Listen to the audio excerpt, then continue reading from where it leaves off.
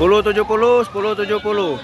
Yang terbakar satu unit rumah di depan kantor DPRA.